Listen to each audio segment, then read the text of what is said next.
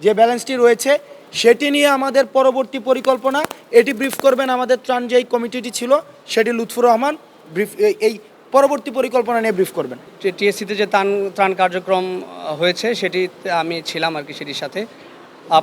পাশাপাশি তিনজনের একজন, পাশাপাশি জাতীয় বন্যা পুনর্বাসন যে কমিটি হয়েছে সেটির সদস্য হিসাবে আছি এবং আমার সাথে আছেন আমাদের বৈষম্যবিরোধী ছাত্র আন্দোলনের সমন্বয়ক আবু বাকের মজুমদার।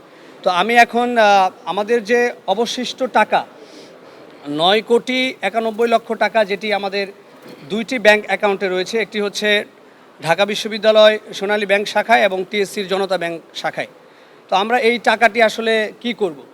তো আমরা যখন আমাদের 4 তারিখে যখন আমাদের ত্রাণ কার্যক্রম স্থগিত করা হয় 4 সেপ্টেম্বর, সেদিনই কিন্তু আমরা প্রেস ব্রিফিংয়ের মাধ্যমে বলেছিলাম যে আমাদের যে অবশিষ্ট টাকা রয়েছে সেটি আমরা বন্যা কবলিত যে জেলাগুলো সেটির পুনর্বাসন কাজে ব্যয় করব। তো এটি নিয়ে আমরা সে সময় বুয়েটের সাথে বসেছি, বুয়েটের যারা বিশেষজ্ঞ রয়েছেন, বিশেষ করে ডিপার্টমেন্টের সাথে বসেছি, পাশাপাশি দুর্যোগ বিশেষজ্ঞদের সাথে বসেছি, এছাড়াও যারা এই রিলেটেড যারা বিশেষজ্ঞ রয়েছেন তাদের সাথে বসেছি। এরপরে আমরা যে সিদ্ধান্তটি নিয়েছি সেটি হচ্ছে আমরা আমাদের যে এই যে টাকাটি, সেই টাকা আমরা আসলে দুইভাবে খরচ করার প্ল্যান করেছি।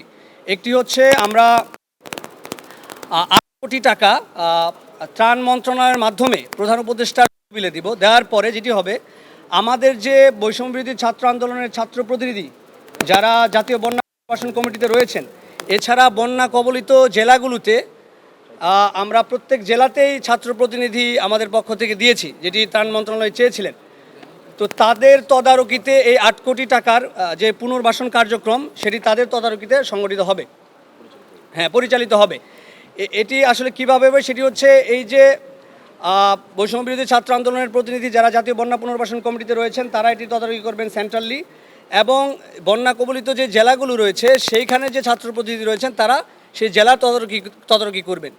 এর বাইরে 8 কোটির বাইরে যে টাকাটি থাকবে, অর্থাৎ 1,91,00,000 টাকা, এই টাকাটি বর্তমানে আপনারা জানেন যে উত্তরবঙ্গেও